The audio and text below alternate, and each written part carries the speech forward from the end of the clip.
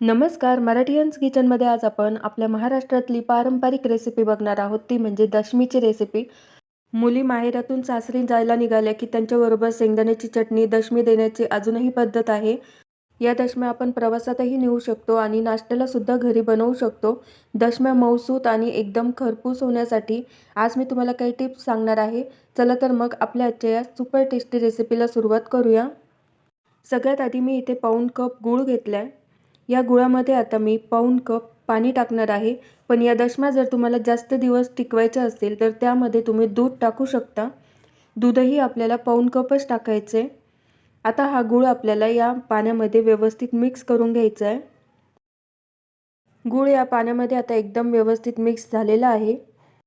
आता मी इथे एक खोलगट भांडं घेतले, त्यामध्ये आपल्याला हे गुळाचं पाणी गाळून घ्यायचे, म्हणजे त्यामध्ये काही रेती वगैरे असेल तर ती निघून जाते. अशा पद्धतीने आता हे गुळाचं पाणी मी इथे गाळून घेतले. या पाण्यामध्ये मी इथे आता मोठे 4 चमचे साजूक तूप टाकते आहे. तुम्हाला जर यामध्ये तेल टाकायचं असेल तर तेही तुम्ही टाकू शकता.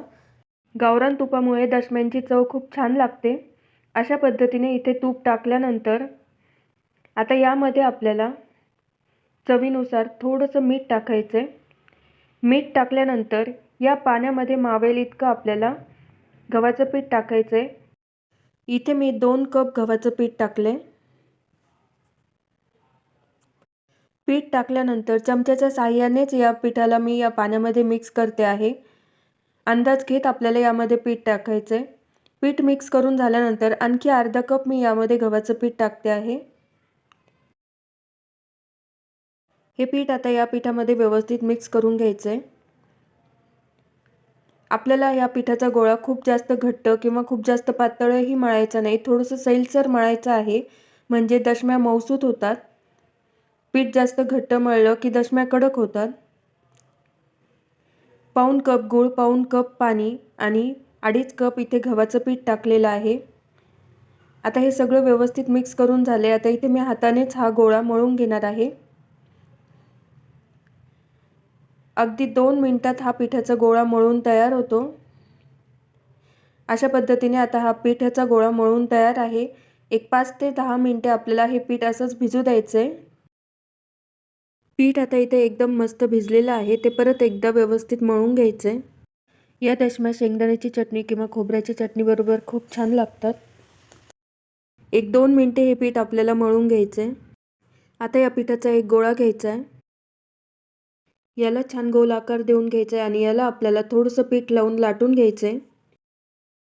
छान गोल आकारात आपल्याला ही दशमी लाटून घ्यायची आहे. इथे आता ही दशमी लाटून झाली आहे. तुम्ही अशाच पद्धतीने भाजू शकता किंवा तुम्हाला जर याला गोल गरगरीत आकार द्यायचा असेल तर तुम्ही अशा पद्धतीचं झाकण घेऊन याला गोल आकारात कट करून घेऊ शकता. अशा पद्धतीने आता मी इथे 4 ते 5 दशम्या करून घेतल्या आहेत.